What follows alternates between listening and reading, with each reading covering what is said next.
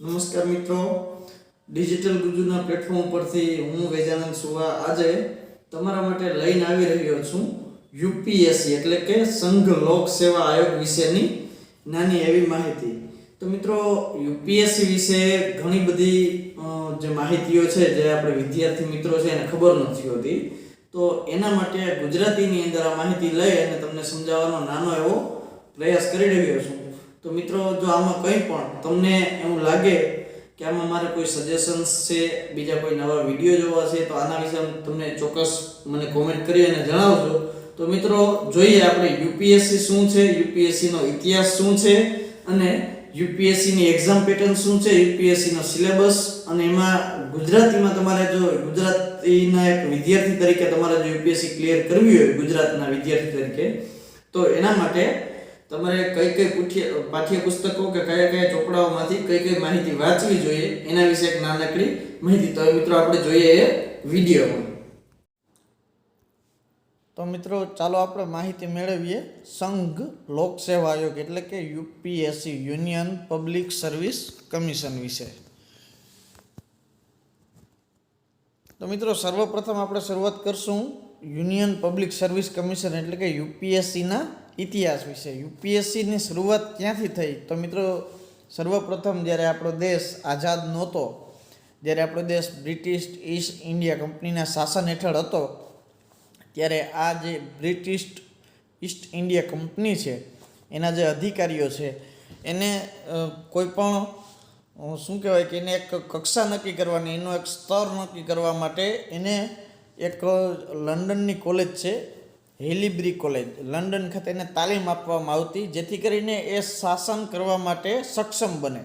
તો આ સક્ષમતા મેળવવા માટે એ લોકોને લંડનની હેલીબ્રી કોલેજમાં ખાતે તાલીમ આપવામાં આવતો, અને ત્યારબાદ એ તાલીમ એ લોકો પાસ કરી લે ત્યારબાદ એને ભારતની અંદર શાસન કરવા માટે મોકલવામાં આવતા હતા.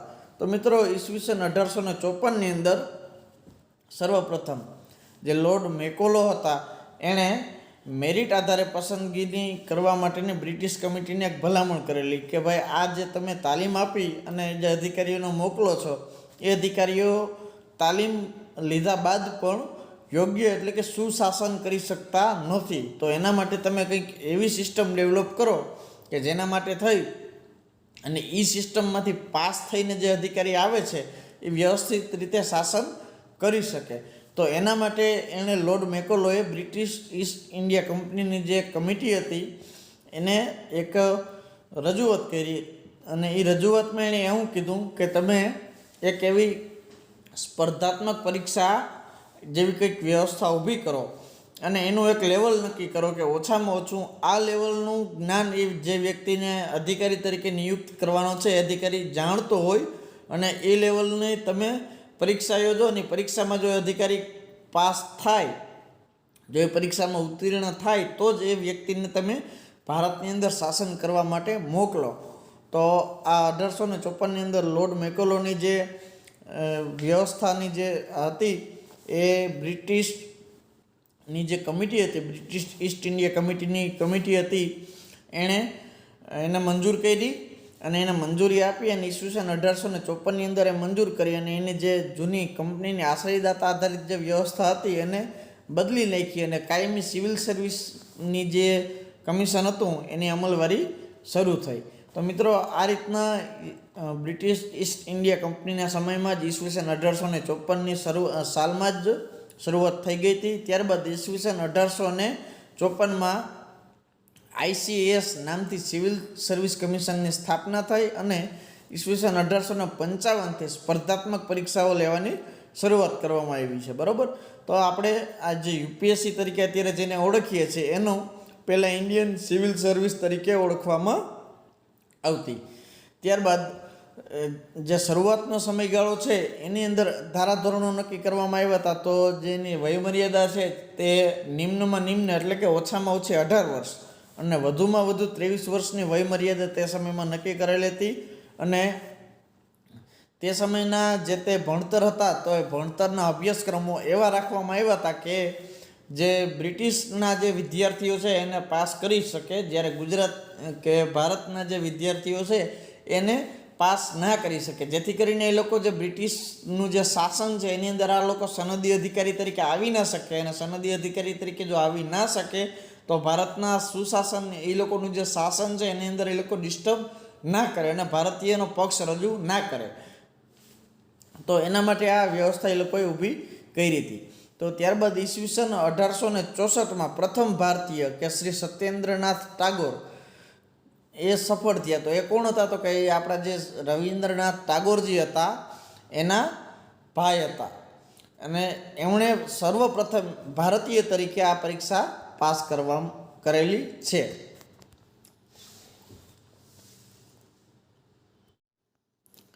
તો મિત્રો ત્યારબાદ આપણે આગળ જોઈએ તો ત્યારબાદ એના પછીના 50 વર્ષ સુધી કોઈ પણ એના કહેવાય કે જે 1864ની અંદર શ્રી સત્યેન્દ્રનાથ ટાગોરે પાસ કરી, ને એના પછીના 4 વર્ષની અંદર બીજા 4 કેન્ડિડેટોએ પણ પાસ કરી. તો એ 5 કેન્ડિડેટ સિવાય એના પછીના 50 વર્ષ સુધી કોઈ પણ ભારતીય વિદ્યાર્થી કે કોઈ પણ ભારતનો રહેવાસી નાગરિક છે એ આ પરીક્ષા પાસ કરી શક્યો નથી, અને જેને લીધે ભારતની અંદર એનો વિરોધ થવા લાગ્યો. કારણ કે એ લોકોએ એવા જે ધારાધોરણો ને એવા અભ્યાસક્રમો રાખ્યા હતા કે જેને લીધે ભારતીય મૂળનો કોઈ પણ વ્યક્તિ આ પરીક્ષા પાસ ના કરી શકે. તો આવા બધા જે શું કહેવાય કે વિરોધ ઊભા થયા. ત્યારબાદ ભારત સરકાર અધિનિયમ 1919 આવ્યો, અને લોર્ડ શું કહેવાય કે મોન્ટેગ્યુ અને ચેમ્સફર્ડનો જે સુધારો હતો એમાં ભારત સરકાર અધિનિયમ 1919 છે એની સેક્શન હતો 96C, એમાં આ મંજૂરી આપવામાં આવી કે આ જે પરીક્ષા છે ભારતના શાસન માટેની છે, તો એ ભારતની અંદર લેવામાં આવે અને ભારતીય જે અભ્યાસક્રમ છે એના પ્રમાણે લેવામાં આવે, અને એમાં જે જરૂરી સુધારા વધારા છે એ કરવામાં આવે. તો મિત્રો આ જે ભારત સરકાર અધિનિયમ છે એ 1922ની અંદર એના પ્રમાણે સિવિલ સર્વિસ પરીક્ષા લેવાની ભારતની અંદર ઘોષણા થઈ ગઈ, અને ભારત સરકાર અધિનિયમ 1919 છે એને કલમ 96C છે એની જોગવાઈઓને અનુગામી અને લી કમિશન દ્વારા ઈસવીસન 1924ની અંદર એવી મજબૂત ભલામણો કરવામાં આવી હતી. એ ભલામણોને આધારિત રહી અને 1 ઓક્ટોબર 1926ના રોજ ભારતમાં સર્વપ્રથમ વખત જાહેર સેવા આયોગની સ્થાપના કરવામાં આવી. એટલે આ જાહેર સેવા આયોગ આપણી જે ભારતની અત્યારે કઈ છે યુનિયન પબ્લિક સર્વિસ કમિશન, એટલે કે સંઘ લોક સેવા આયોગ, એને ત્યારે જાહેર સેવા આયોગના નામથી સ્થાપના કરવામાં આવી હતી. ક્યારે? તો કે 1 ઓક્ટોબર 1926ના રોજ. અને સ્થાપના સમયે એની અંદર એક ચેરમેન વત્તા 4 સભ્યો હતા. તો આ એનું ફાઉન્ડેશન છે, ભારતની અંદર એની સ્થાપના થઈ છે. બરોબર છે મિત્રો. ત્યારબાદ આપણે જોવા જોઈએ તો ભારત સરકાર અધિનિયમ 1935 આવ્યો, જે 1919નું અપડેટેડ વર્ઝન હતું. તો ગવર્મેન્ટ ઓફ ઇન્ડિયા એક્ટ 1935, અને ભારતનું જે બંધારણ છે એ મૂળભૂત એમાંથી ઘણો બધો મોટો ભાગ આ 1935ના કાયદામાંથી લેવામાં આવ્યો છે, એનો આધાર લેવામાં આવ્યો છે, પછી એને યોગ્ય રીતે મોડિફાઈડ કરીને લાગુ કરવામાં આવ્યો છે. તો ત્યારબાદ 1935નો એક્ટ આવ્યો, એની અંદર આ જે જાહેર સેવા આયોગ હતું એનું નામ બદલીને ફેડરલ પબ્લિક સર્વિસ કમિશન કરી દેવામાં આવ્યું, અને જે એની અમલવારી થઈ છે 1 એપ્રિલ 1937થી એ અમલવારી થઈ છે. બરાબર છે. ત્યારબાદ મિત્રો ઈસવીસન 1947ની અંદર ભારત દેશ આઝાદ થઈ ગયો, અને ભારત દેશ આઝાદ થઈ ગયો એટલે તે સમયે તત્કાલીનમાં જે પણ જે બ્રિટિશ ગવર્મેન્ટના કાયદાઓ હતા એ કાયદાઓ જ્યાં સુધી ભારતનું બંધારણ બને અને એનો અમલવાર શરૂ ના થાય ત્યાં સુધી કેટલાક જે તાનાશાહી કાયદાઓ હતા એને બંધ કરવામાં આવ્યા, અને જે રેગ્યુલર વહીવટી સંચાલન માટે સુશાસન માટે જે મદદરૂપ થાય એવા કાયદાઓ હતા એને ચાલુ રાખવામાં આવ્યો. તો એ સમયે ભારત સરકાર અધિનિયમ 1935 અમલમાં હતો, અને એની કેટલીક જોગવાઈઓ છે એને આગળ વધારવામાં આવેલી છે. ક્યાં સુધી? તો કે ભારતીય બંધારણનો અમલવાર ના થાય ત્યાં સુધી. તો ત્યારબાદ મિત્રો મેં તમને વાત કરેલી જ છે પ્રથમ વિડીયોમાં કે ભારતીય બંધારણ સભાએ બંધારણની રચના કરેલી છે, અને 26મી જાન્યુઆરી 1950ના રોજ ભારતની જનતાએ ભારતીય બંધારણનો અમલવારી શરૂ કરી દીધી, અને એને લીધે જ મિત્રો આપણે એને ગણતંત્ર દિવસ તરીકે ઓળખીએ છીએ. તો એ ગણતંત્ર દિવસે જ 1950ની સાલમાં ભારતના બંધારણની અમલવારી શરૂ થઈ, અને આજ ભારતીય બંધારણની અંદર અનુચ્છેદ 378ના પેટા અનુચ્છેદ 1ના આધારે ફેડરલ પબ્લિક સર્વિસ કમિશન હતું જે એને યુનિયન પબ્લિક સર્વિસ કમિશન તરીકે ઓળખાવા લાગ્યું, એટલે કે હાલની યુપીએસસી, કે જેને સંઘ લોક સેવા આયોગ તરીકે ગુજરાતી એનો અર્થ થાય છે, એ ઓળખાવા લાગ્યું. અને તે સમયે જે ફેડરલ પબ્લિક સર્વિસ કમિશનના અધ્યક્ષ અને સભ્યો હતા તે હવે યુનિયન પબ્લિક સર્વિસ કમિશનના અધ્યક્ષ અને સભ્યો તરીકે ઓળખાયા હતા. બરાબર.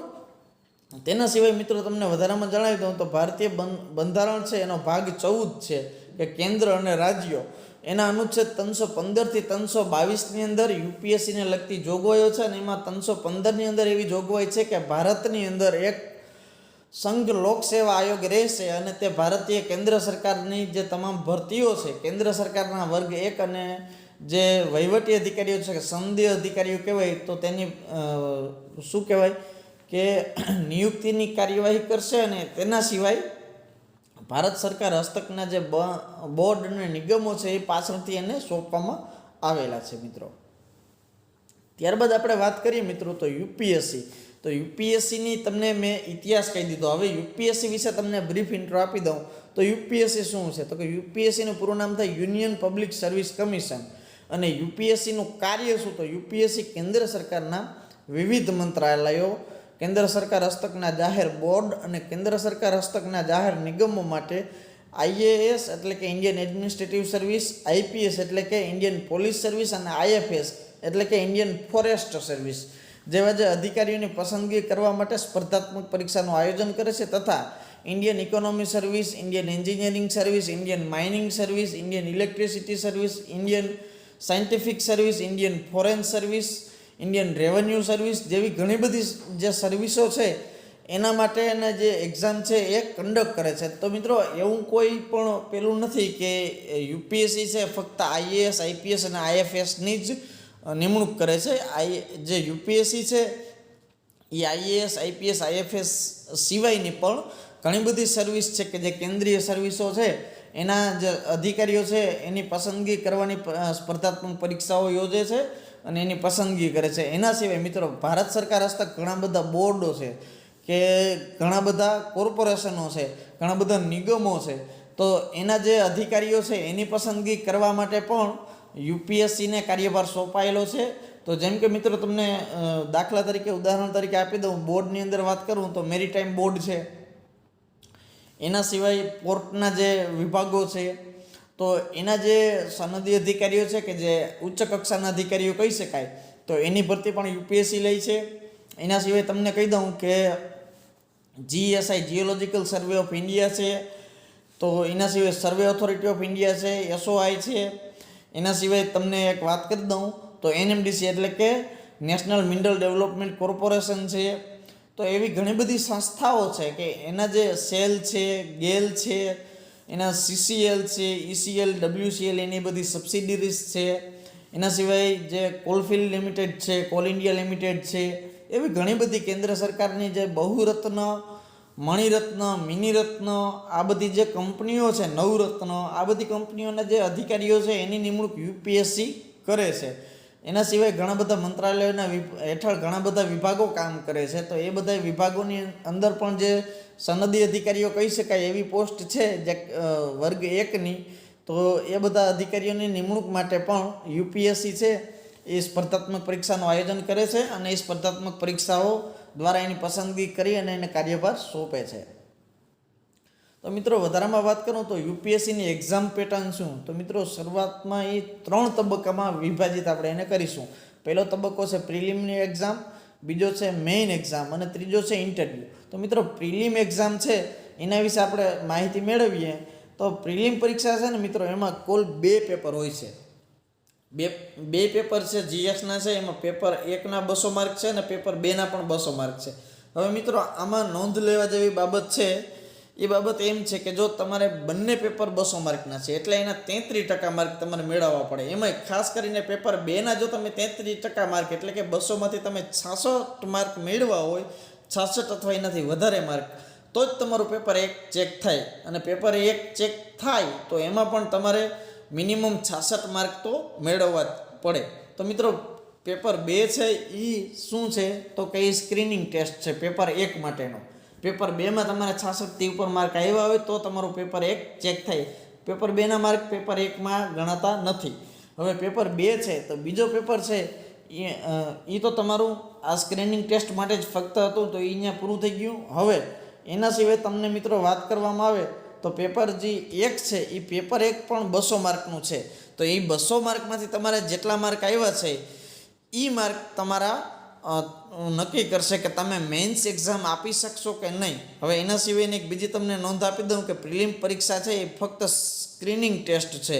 એના માર્ક છે એ તમારા મેન્સની અંદર કે ઇન્ટરવ્યૂની અંદર કે ફાઇનલ સિલેક્શનની અંદર ગણાતા નથી. તો માત્ર ને માત્ર ફર્સ્ટ સ્ટેજ એવું છે કે જે બહુ બધા ઉમેદવારો છે, બહુ સંખ્યા છે, એમાંથી જે ફક્ત સક્ષમ ઉમેદવારો છે એના માટે જ એને સ્પર્ધાત્મક પરીક્ષાનું મુખ્ય પરીક્ષાનું જે ચરણ છે એની અંદર એ આવી શકે.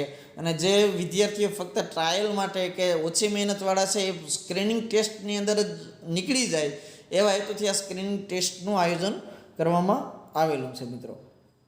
ત્યારબાદ હવે આપણે વાત કરીએ મુખ્ય પેપર.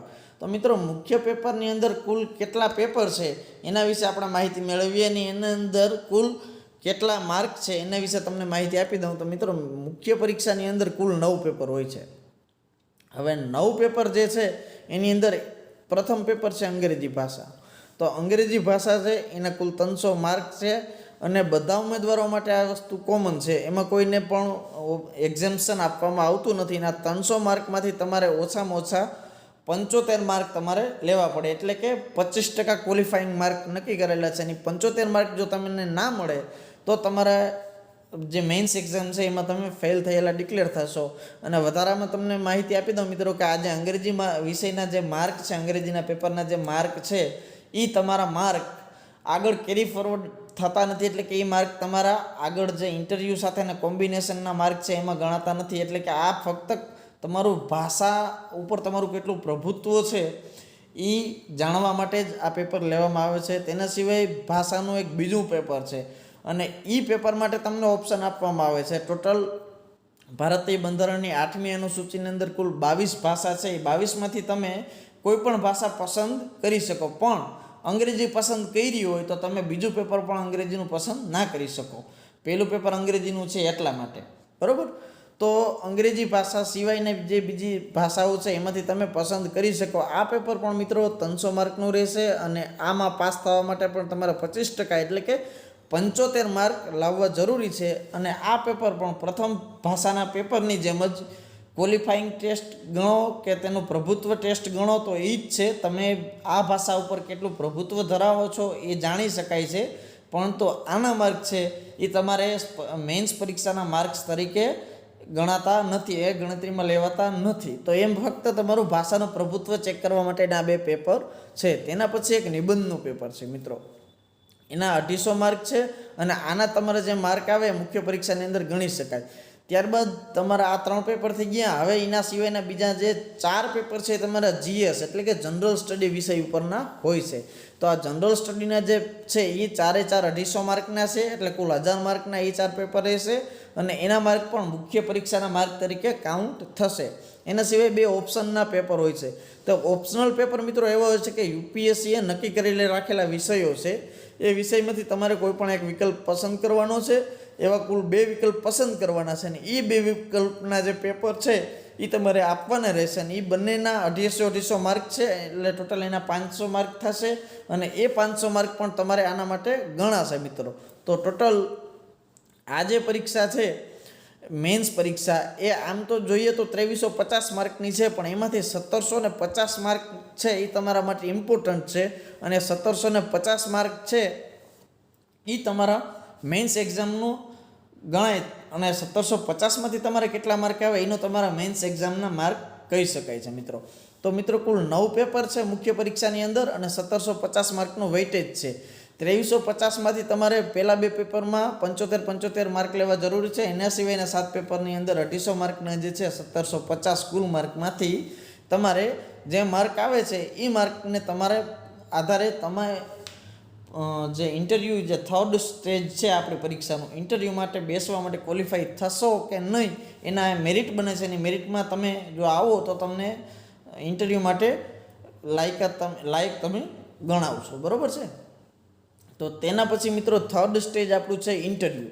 તો મિત્રો ઇન્ટરવ્યૂ છે એ કુલ 275 માર્કનો હોય છે અને ઇન્ટરવ્યૂમાં તમારા સ્નાતકના મુખ્ય વિષય, દેશની હાલની સમસ્યાઓ અને તેનું નિવારણ, દેશના આંતરરાષ્ટ્રીય સંબંધો, તેના સિવાય તમે જે જિલ્લાના રહેવાસી કે જે તાલુકાના રહેવાસી છો એના વિશે તમે શું જાણો છો અને એમાંથી શું પ્રખ્યાત છે, જેમ કે જીઓલોજિકલ આઇડેન્ટિફિકેશન કે જીઆઈ ટેગ, અને એનો ઇતિહાસ શું છે, અને એની અંદર કયો ધર્મ છે, કઈ જાતિ છે, કઈ, અને એનું જે શિક્ષણનો સ્તર શું છે, એની વસ્તી ગીતતા શું છે, એવા બધા જે પ્રશ્નો છે એમાંથી તમારું ઇન્ટરવ્યૂ વધારે રહેશે. અને મિત્રો એક તમને નોંધ માટે કહી દઉં કે યુપીએસસી પાસ કરેલા જે અધિકારીઓ છે એનું કહેવું એવું છે કે મોટાભાગે તમે જે એપ્લિકેશન ફોર્મ ભરેલું છે એની ઉપરથી તમારા ઇન્ટરવ્યૂમાં વધારે સવાલ આવતા હોય છે. તો મિત્રો 1750 માર્ક પહેલાં થયા અને 275 માર્ક આ થયા, બરાબર. તો કુલ થઈને તમારે 2025 માર્કમાંથી ઉમેદવારોને માર્ક મળતા હોય છે અને એ જે ઉમેદવારોને જે માર્ક મળે છે એના આધારે બેયનું કમ્બાઇન્ડ એક મેરિટ બને છે અને એ મેરિટના આધારે તમને જેને વધારે મેરિટ હોય છે એની વ્યક્તિને કે એ ઉમેદવારને તેની પસંદગીની કેડર મળે છે. એના સિવાય જો તમારે મેરિટ પ્રમાણે માર્ક આવે છે એ ટોપ કેડરમાં તમે નથી પાસ થઈ શકતા તો યુપીએસસી તમને જે કેડર એલોકેટ કરે એ તમારે લેવી પડે છે. તો એના માટે મિત્રો તમારે મેન્સની અંદર અને ઇન્ટરવ્યૂની અંદર સારા માર્ક લેવા જોઈએ અને તેનાથી તમને મનપસંદની કેડર મળી શકે છે. તો મિત્રો આ તો થઈ પરીક્ષાની અને તમારી પસંદગી સુધીની વાત. હવે પસંદગી પછી પણ તમારે એક પરીક્ષા પાસ કરવી પડે છે. તો એના વિશે તમને માહિતી આપી દઉં. એ છે તમારો પ્રોબેશન પીરિયડ, 2 વર્ષનો રહેશે અને 2 વર્ષની અંદર 1 વર્ષ તમારે ટ્રેનિંગ સેન્ટર ખાતે તાલીમ મેળવવાની રહેશે અને એ મેળવેલી તાલીમને તમને તાલીમી અધિકારી તરીકે 1 વર્ષ ફિલ્ડ ઉપર તમને મોકલવામાં આવે છે. મિત્રો આ 2 વર્ષ તમારો પ્રોબેશન પીરિયડ છે અને 2 વર્ષની તમારો પ્રોબેશન પીરિયડ પૂરો થાય ત્યારબાદ તમારું એક રિવ્યૂ થાય કે એને સમીક્ષા કહી શકાય. તો એને તાલીમાંત પરીક્ષા પણ કહેવામાં આવે છે. તો એ તાલીમાંત રિવ્યૂ છે તમારો, એ રિવ્યૂ લેવામાં આવે છે અને જો તમારા 2 વર્ષની જે તમારી 1 વર્ષની તમે તાલીમ મેળવી એ અને 1 વર્ષનો તમારો પ્રેક્ટિકલ તાલીમ, આ બંનેનો તમારો જે રિવ્યૂ છે એ રિવ્યૂ તમારો સારો હોય તો પછી તમને કાયમી ઉમેદવાર તરીકે કે કાયમી શું કહી શકાય એનો સનદી અધિકારી તરીકે કે તમને જે કેડર મળતી હોય કેડરના કાયમી અધિકારી તરીકે તમને અપોઇન્ટમેન્ટ મળે છે. તો મિત્રો 2 વર્ષનો તાલીમ સમયગાળો છે એ દરમિયાન તમને સ્ટાઇપેન્ડ મળે છે, પરંતુ જો તમે તાલીમાંત પરીક્ષાની અંદર તમે નાપાસ થાવ તો તમને એવું પણ બની શકે કે ફરજમાંથી મુક્ત કરવામાં આવે. એટલે તમારે પરીક્ષા તો પાસ કરવાની પ્લસમાં એની તાલીમ છે એમાં પણ તમારે ખરા સાબિત થવું પડશે. મિત્રો આજ દિવસ સુધીમાં બહુ ઓછા કેસ એવા છે, rarest of the rare case એવા છે અથવા તો સાવ નહીવત ગણી શકાય એવા કેસ છે કે એમાં આવું કોઈ બન્યું હોય, પરંતુ બને ત્યાં સુધી આવું હજી સુધીમાં મારા ધ્યાનમાં એવા કોઈ કિસ્સા એવા નથી. કદાચ બન્યા હશે પણ આપણા ખ્યાલમાં નથી, બરાબર છે. તો મિત્રો એના સિવાય તમને વધારે કહી દઉં કે યુપીએસસીની તૈયારી ક્યાંથી શરૂ કરવી.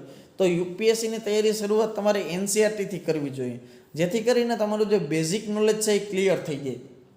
વધારામાં તમને હિન્ટ આપતો જાઉં તો રાજ્યસભા ટીવી જોવી, જેનાથી તમને આપણું જે એડમિનિસ્ટ્રેશનની પ્રોસેસ છે કે એને કહી શકાય કે લેજિસ્લેટિવ જે પ્રોસિજર આપણી છે કે લેજિસ્લેશનમાં કઈ રીતના ખરડો થાય, કઈ રીતના મુસદ્દો હોય, કઈ રીતના કાયદો બને અને રાષ્ટ્રપતિ સાહેબની શું સત્તા છે, જે લોકસભા અને રાજ્યસભાના અધ્યક્ષને શું પાવર છે, અને એમએલએ એમપીસ જે છે એ લોકો રાષ્ટ્રપતિ સાહેબની ચૂંટણીમાં કઈ રીતના ભાગ લે છે અને કોઈ પણ સત્ર છે એની અંદર કેવા કેવા પ્રશ્ન રહેશે, શું તમારો સત્રનો કાળ રહેશે, કયા કયા કાળ રહેશે, એના વિશે તમને બેઝિક માહિતી મળી જાય. એટલે કે તમને ભારતનું જે બંધારણીય જે પાવર છે એ આપણે કઈ કઈ રીતના લેજિસ્લેટિવ પાવર્સ છે એનો ઉપયોગ થાય છે અને જે સંસદીય કાર્ય પદ્ધતિ શું છે એના વિશે તમને માહિતી મળી રહેશે.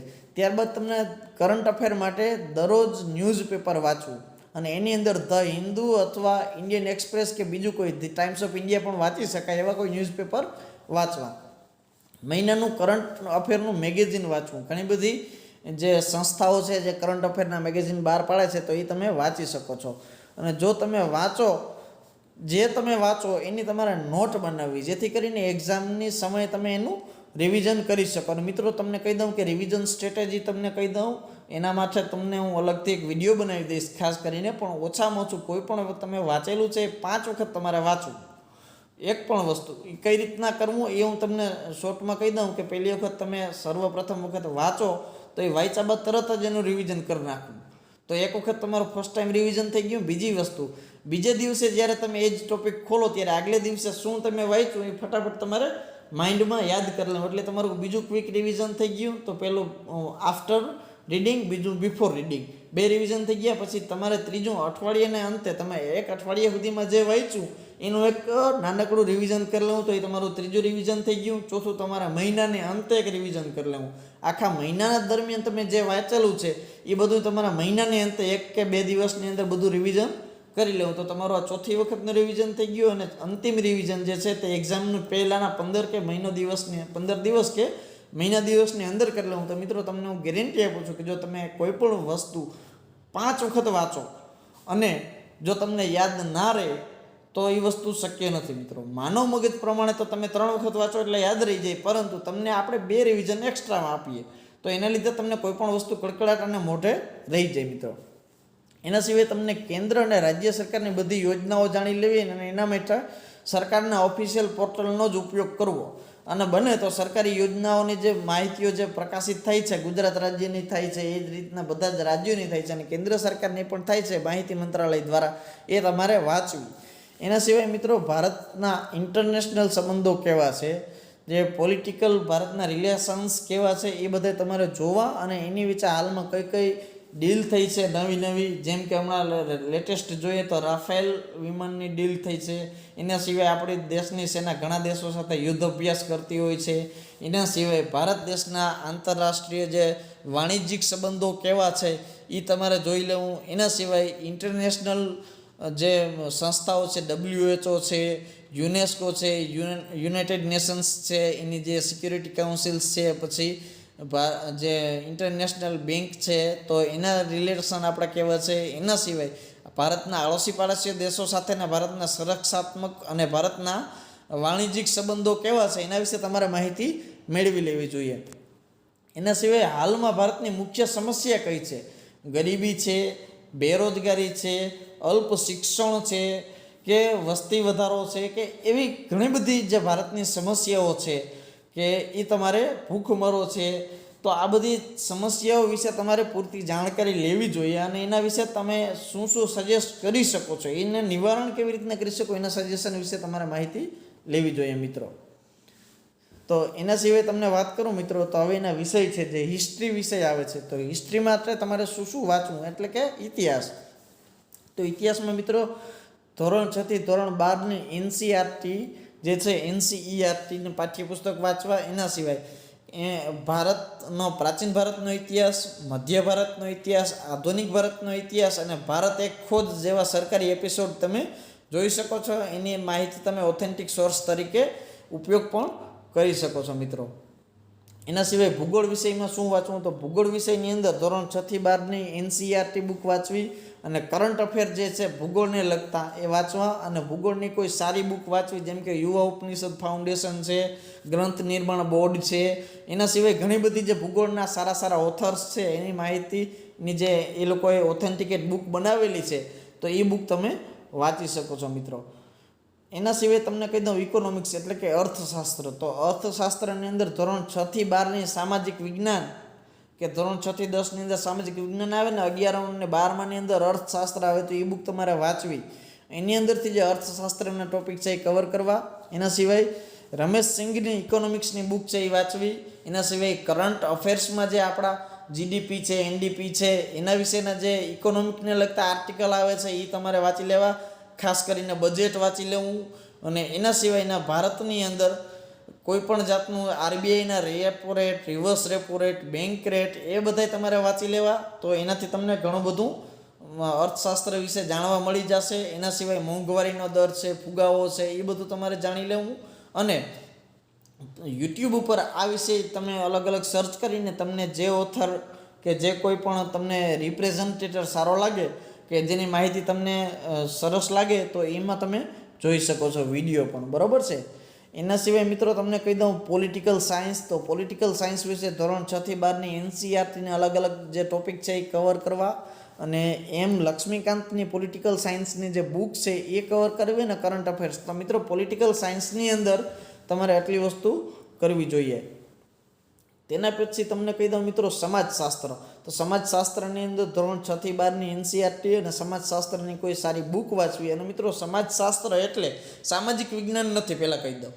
સમાજશાસ્ત્ર અને સામાજિક વિજ્ઞાન બે અલગ અલગ વિષય છે અને એની અંદર તમને નામ ઉપરથી એક જેવા જ લાગે છે, પણ એની અંદર ઘણી વિસંગતતાઓ છે. ઘણા બેયના સામાજિક વિજ્ઞાન અલગ છે, એના ટોપિક્સ અલગ હોય છે અને સમાજશાસ્ત્રના ટોપિક પણ અલગ હોય છે. સમાજશાસ્ત્રની અંદર ખાસ કરીને જે સામાજિક જીવનો છે એની અંદર જે કઈ કઈ સમસ્યાઓ છે અને એને કઈ રીતના રિઝોલ્વ કરી શકાય, તેના સિવાય કઈ રીતના બહેતર સામાજિક જિંદગીઓને જે આપણો શું કહેવાય સુખાકારીનો જે નિર્વાચન જે છે એ કઈ રીતના ઉચ્ચ કક્ષાએ લઈ જઈ શકાય એના વિશેની માહિતી સમાજશાસ્ત્રની અંદર તમે ભણી શકો છો. એના સિવાય યુસીજીની જે ચેનલ છે, યુનિવર્સિટી ગ્રાન્ટ કમિશનની ચેનલ છે, એના પર અને મહાપાત્ર સરના લેક્ચર જોઈ શકો છો યુટ્યુબની ઉપર, બરાબર છે.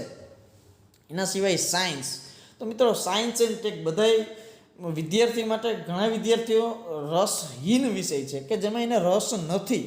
તો મિત્રો એમાંય તમને કહી દઉં કે એમાં તમારે બહુ ડીપમાં વાંચવાની કોઈ ઓલી નથી, ફરજિયાત નથી. ફક્ત તમે ધોરણ 6 થી ધોરણ 10ની અંદર સાયન્સની એનસીઈઆરટીની બુક છે એ વાંચી શકો. એના સિવાય ધોરણ 11 અને 12 સાયન્સની બુક તમારે ફરજિયાત નથી, પણ છતાં પણ જો તમારી આગળ સમય હોય તો કોઈ પણ વિષય જે છે એ તમારે ડીપમાં તૈયાર થઈ શકે એના હેતુથી તમારે 11 12ની વાંચી લેવી.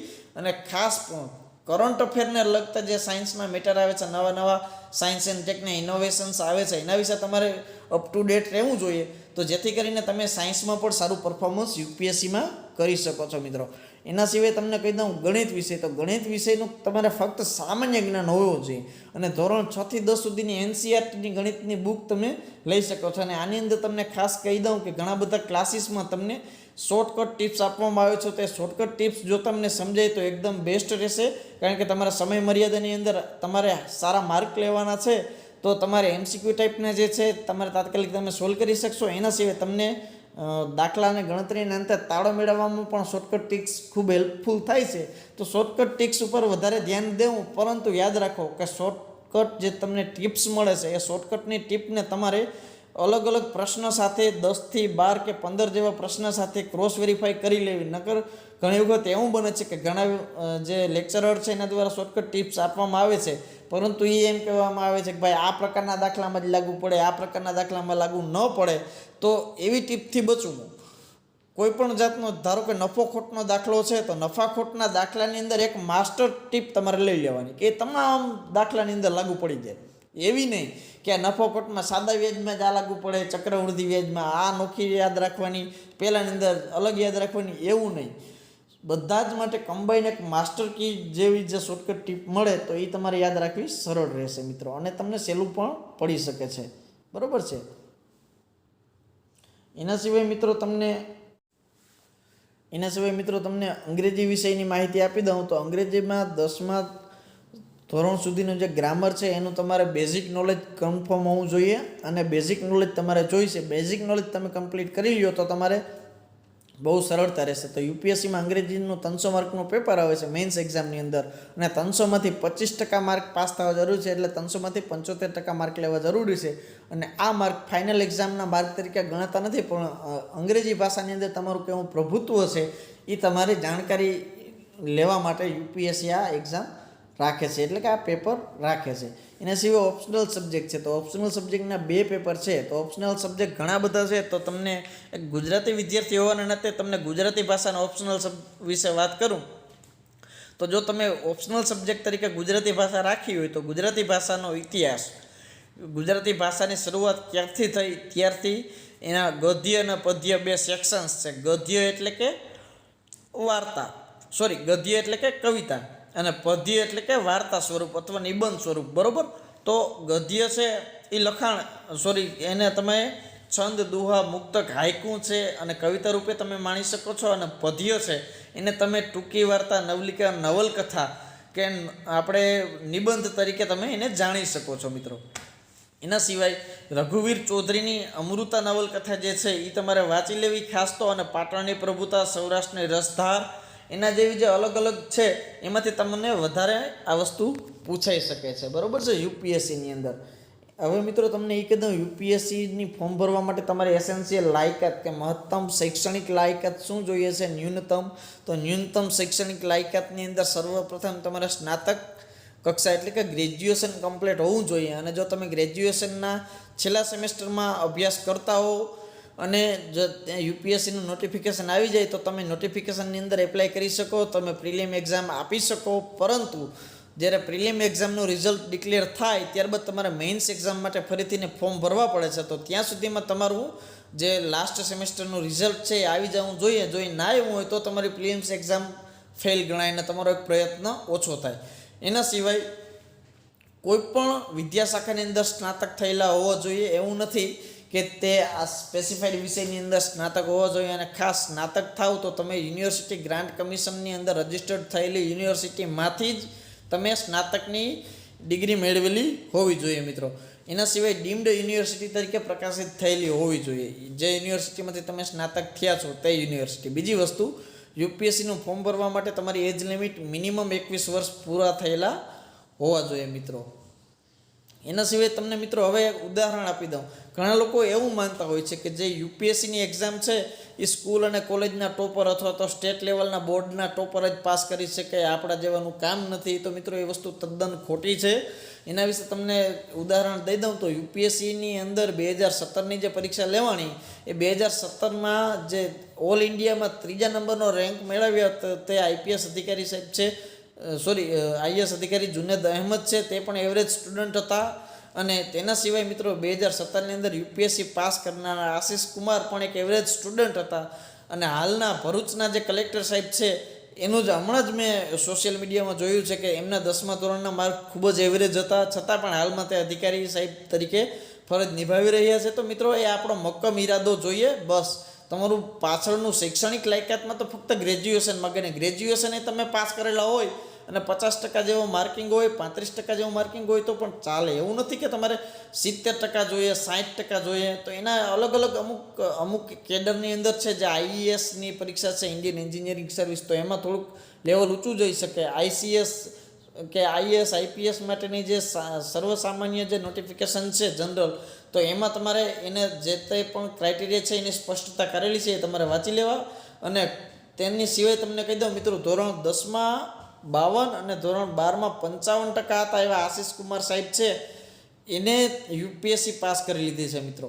અને સ્નાતકમાં એ 55% જ હતા, છતાં પણ એને યુપીએસસી પાસ કરી. અને મિત્રો તમને એમ માણસનું પ્રયત્ન જો તમે કુલ 8 વખત યુપીએસસીમાં ફેલ થયા અને 9મા ટ્રાયલમાં તે સફળ રહ્યા. તો મિત્રો કહી શકાય ને કે તમે પ્રયત્નને અંતે તો તમારે જે ધોધ નીચેનો પથ્થર છે ને એની અંદર પણ ખાડા પડે છે અને એક કીડી પ્રયત્નના અંતે જ દિવાલ ઉપર ચડી શકે છે. તો મિત્રો આ શાશ્વત નિયમને અનુસરો તો તમે પણ આરામથી પાસ થઈ શકો. પ્રયત્નને અંતે તમને સફળતા મળશે.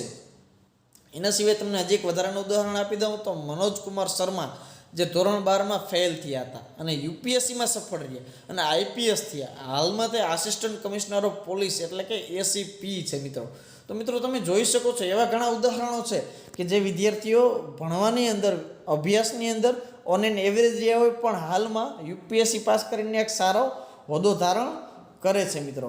એના સિવાય તમને મિત્રો વાત કરી દઉં તો યુપીએસસી પાસ કરેલો વ્યક્તિ કે યુપીએસસીની તૈયારી કરેલો વ્યક્તિ ક્યાં સુધી પહોંચી શકે છે, એની કારકિર્દીને કયા સ્તર ઉપર લઈ જઈ શકે છે, એનું તમને બે નમૂન ઉદાહરણ દઈ દઉં મિત્રો. તો હાલના જે દિલ્હીના મુખ્યમંત્રી છે એવા અરવિંદ કેજરીવાલ સાહેબ, એણે પણ યુપીએસસી પાસ કરેલી છે અને તે ઇન્કમટેક્સ કમિશનર રહી ચૂક્યા છે. બેઝિકલી તમને કહી દઉં તો એ આઈઆઈટીએન છે. એના સિવાય તમને ભારત સરકારના વિદેશ મંત્રી જે એસ જયશંકર છે એણે પણ યુપીએસસી પાસ કરેલી છે અને એ ઇન્ડિયન ફોરેસ્ટ સર્વિસમાં ઓફિસર હતા. તેના સિવાય તમને કહી દઉં ભારત સરકારના પૂર્વ નાણામંત્રી કે યશવંત સિન્હા, એણે પણ યુપીએસસી પાસ કરેલી છે અને તેઓ કલેક્ટર હતા. એના સિવાય ભારતના મહામહિમ રાષ્ટ્રપતિજી છે તે સિવિલ સર્વિસમાં અધિકારી રહી ચૂક્યા છે મિત્રો. એના સિવાય તમને કહી દઉં કે ઉત્તર પ્રદેશના 4 વખતના મુખ્યમંત્રી રહી ચૂકેલા, લોકસભાના સાંસદ રહેલા અને રાજ્યસભાના પણ સાંસદ રહેલા માયાવતીજી છે એ પણ યુપીએસસીની તૈયારી કરેલી છે. અને જો તમે પણ આઈએએસ આઈપીએસ કે બીજા કોઈ અધિકારી બનીને દેશ અને દેશના લોકો માટે કામ કરવા માગતા હો તો તમે તૈયાર થઈ જાઓ અને મિત્રો મહેનતમાં મંડી પડો. તો મિત્રો તમે પણ આરામથી યુપીએસસી પાસ કરી શકો. ને ગુજરાતના વિદ્યાર્થીઓને મારી એક નમ્ર વિનંતી છે કે તમે ધોરણ 10મું પાસ કરીને ધોરણ 11-12 ચાલુ કરો. ત્યારથી તમે તમારો જે બેઝિક કન્સેપ્ટ છે એ ક્લિયર કરવા માંડો કે 11-12 ધોરણ ભણો ત્યાં સુધી તમારો 11મું અને 12મુંનો સિલેબસ ઉપરાંત તમે રોજનું 10 મિનિટ 15 મિનિટ 20 મિનિટથી અડધી કલાક મેક્સિમમ અડધી કલાકનો સમય તમારે કાઢવો. અને એમાં તમારા જે પાછલા ધોરણો છે કે ધોરણ 6 થી 10 છે એના જે તમારા બેઝિક્સ પાયા છે એ તમે ભૂલી ગયા હો, કારણ કે તમારે 5 વર્ષ થઈ ગયા એને ભણીને. તો એના ઉપર એક રિવિઝન કરીને ક્વિક રિવિઝન કરીને નજર મારતી રહેવી, તો એનો ફાયદો તમને 12મા અને બોર્ડના રિઝલ્ટમાં પણ મળે. અને એના સિવાય આ સિવિલ સર્વિસના બેઝ માટે તમારે પ્રથમ સ્ટેજનું તમારું ફાઉન્ડેશન માટેની તૈયારી થઈ જાય. ત્યારબાદ મિત્રો તમે જેવા સ્નાતકની અંદર કક્ષાની અંદર પ્રવેશ કરો તો તમારે 3 વર્ષ 3.5 વર્ષ 4 વર્ષ જેવો કોલેજનો પીરિયડ હોય છે. તો એમાં પણ મિત્રો તમે કોલેજના અભ્યાસક્રમની સાથે સાથે યુનિયન પબ્લિક સર્વિસ કમિશનનો જે સિલેબસ છે એમાંથી તમે એ સિલેબસને વાંચતા થઈ જાઓ અને તમે શરૂઆતના 3 વર્ષની અંદર તમે ઓછામાં ઓછા રોજના 3 કલાક આપો.